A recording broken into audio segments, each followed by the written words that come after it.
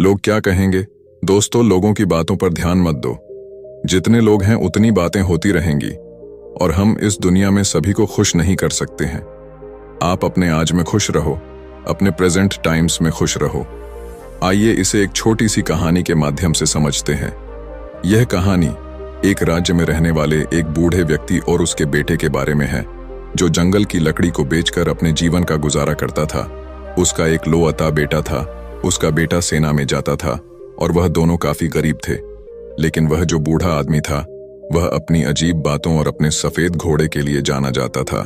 बूढ़े व्यक्ति के पास एक बहुत ही सुंदर सफेद घोड़ा था और पूरे राज्य में, आसपास के राज्यों में भी इतना सुंदर घोड़ा किसी के पास भी नहीं था, जिसके कारण राजा भी उस बूढ़े व्यक्ति से ईर्ष्या करता था।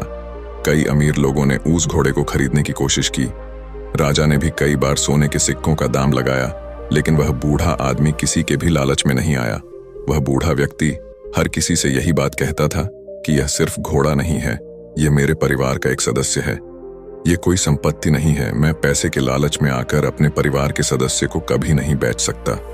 रात का समय हो गया था और वह बूढ़ा आदमी और उसका बेटा दोनों ने खाना खाने के बाद वह लड़का सो गया और उसके पिताजी धोंडे को सारा डाल के अपने घर के बाहर अपने बिस्तर पर सो गए। अगली सुबह जब वह बूढ़ा आदमी अस्तबल में घोड़े को लेने गया, तो बूढ़े आदमी ने देखा कि घोड़ा अस्तबल में नहीं है। बूढ़े आदमी ने उस घोड़े की बहुत तलाश की, लोगों से भी पूछताछ की, लेकिन उसका घोड़ा कहीं नहीं मिला। वह बूढ़ा आदमी काफी परेशान हो गया था। उसे लगता था कि उसका घोड़ा किसी ने रात में चोरी कर लिया। कुछ समय बाद यह खबर पूरे राज्य में आग की तरह फैल गई। कई लोग वहां आ गए थे और बातें करने लगे। हमें पहले से ही पता था कि किसी दिन घोड़ा चोरी हो जाएगा। ये बूढ़ा आदमी बहुत गरीब और कमजोर है। वह ऐसे अनमोल घोड़े की रक्षा कैसे कर सकता है? ऊन भीड़ में से एक आदमी ने हंसते हुए कहा, घोड़े के जाने जा सदमा आप बर्दाश्त नहीं कर सकते। आपको बहुत दुख हुआ है। वह घोड़े इकलौता आपके कमाई जा जरिया था। आपका इससे बुरा भाग्य और क्या हो सकता है? अगर आप घोड़े को पहले ही राजा को बेच देते तो आपको अच्छी रकम मिल जाती और आप अपना बुढ़ापा आराम से गुजारते। बूढ़े व्यक्ति ने किसी की बात पर कोई जवाब नहीं दिया। उसने बस इतना ही कहा, जो कुछ भी है सब ठीक है। सच तो सिर्फ इतना है कि घोड़ा अस्तबल में नहीं है। बाकी जो होगा देखा जाएगा। इस घटना के करीब 2 महीने के बाद रात को वह बूढ़ा आदमी अकेला अपने घर के दरवाजे पे बैठा था। तभी अचानक रात को घोड़ा वापस आ गया। घोड़े को वापस देखकर वह बूढ़ा आदमी बहुत खुश था। उसने सोचा कि घोड़ा चोरी नहीं हुआ था, वह जंगल में भाग गया था। लेकिन आश्चर्य की बात यह थी कि घोड़े के साथ उस नस्ल के 15 और घोड़े आ गए थे। फिर अगली सुबह यह खबर पूरे राज्य में जंगल की आग की तरह फैलने लगी। लोग इकट्ठा होने लगे और उस बूढ़े व्यक्ति से बोले, आप सही थे। घोड़े का जाना कोई दुर्भाग्य नहीं था। यह तो आपके लिए एक वरदान साबित हुआ है। आपके पास अभी एक नहीं 15 और घोड़े हैं। आपकी किस्मत अब बदल चुकी है। अब आप घोड़ों के व्यापारी बन सकते हैं। वह बूढ़ा आदमी शांत रहा और बोला, सच तो यह है कि घोड़े के साथ 15 और घोड़े आ गए हैं। जो कुछ भी है सब ठीक है। आगे जो होगा देखा जाएगा। उस बूढ़े व्यक्ति के बेटे ने जंगली घोड़ों को वश में करना सीखना शुरू किया, लेकिन घोड़े जंगली थे तो जल्दी वश में नहीं आ रहे थे। लेकिन सिर्फ 3 दिन के बाद लड़का जंगली घोड़े पर बैठकर घोड़े को वश में करने का प्रयास कर रहा था, पर वो घोड़े से नीचे गिर गया और उसे काफी जख्म भी लगे थे और उसके पैर की हड्डियां टूट गईं। बूढ़े व्यक्ति ने देखा कि उसका बेटा नीचे गिरा पड़ा है और वो दर्द से चिल्ला रहा है। और फिर कुछ लोग उसे वेदजी के पास ले गए। लोग फिर इकट्ठे हुए और दुखी होकर बोले, आपके साथ बहुत बुरी चीजें हुई हैं। 15 घोड़े मिलना कोई आशीर्वाद नहीं था, बल्कि अभिशाप था। आपके इकलौते बेटे का पैर टूट चुका है। अब उसकी शादी कैसे होगी? गरीब आदमी बदकिस्मत है। लेकिन वह बूढ़ा आदमी लोगों की बातों से प्रभावित नहीं हुआ। उस बूढ़े आदमी ने कहा, सच तो यह है कि बेटे ने एक पैर खो दिया है। यह भी सच है कि अब मुझे उसके बुढ़ापे में उसकी मदद करनी होगी। लेकिन जो कुछ भी है सब ठीक है।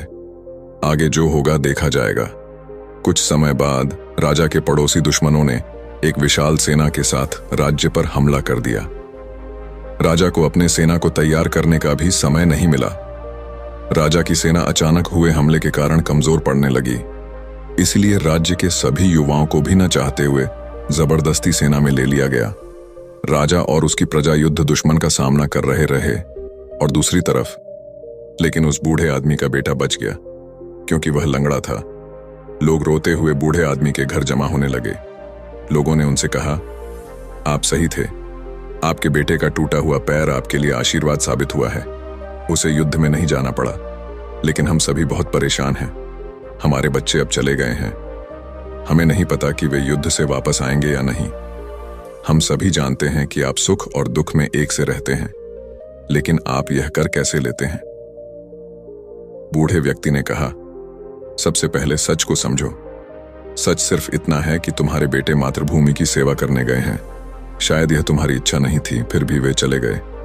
यह दुर्भाग्य है या सौभाग्य, कोई नहीं जानता। वह आगे बोला, जब तक आप लोग चीजों को अच्छा या बुरा कहने की आदत नहीं छोड़ेंगे, तब तक आप परेशान होते रहेंगे। भाग्य की देखभाल क्यों करनी है? अगर करना ही है तो अपने कार्यों का ध्यान रखें, अपने विचारों का ध्यान रखें और खुशी से जीवन जीते रहें। लाभ हानि भाग्य, यह जीवन के छोटे से छोटे हिस्से हैं।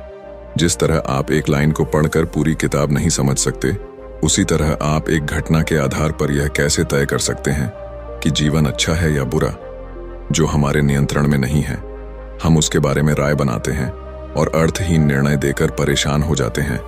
जीवन की छोटी छोटी घटनाओं के बारे में निष्कर्ष निकालने के बजाय वर्तमान पल में रहे। जीवन इसी वर्तमान में है। खुश रहे और अपना काम करते रहे। आपको इस बात पर ध्यान देने की जरूरत नहीं है कि लोग क्या कहते हैं, भले ही वे आपके बारे में अच्छा या बुरा बोल रहे हों। यदि आप इस बात पर ध्यान देते हैं कि लोग क्या कहते हैं, तो आपका मन अपने आप बेचैन होने लगता है। इसलिए आपको अपने जीवन के महत्वपूर्ण कार्यों पर ध्यान देना चाहिए, जो आपको हमेशा आंतरिक खुशी देगा। बूढ़े आदमी के शब्दों ने लोगों को सोचने पर मजबूर कर दिया। शायद बूढ़ा सही था। लोगों को अपने बेटों की फिक्र तो थी ही, लेकिन अब उन्हें यह उम्मीद भी थी कि वह युद्ध जीतकर वापस जरूर आएंगे।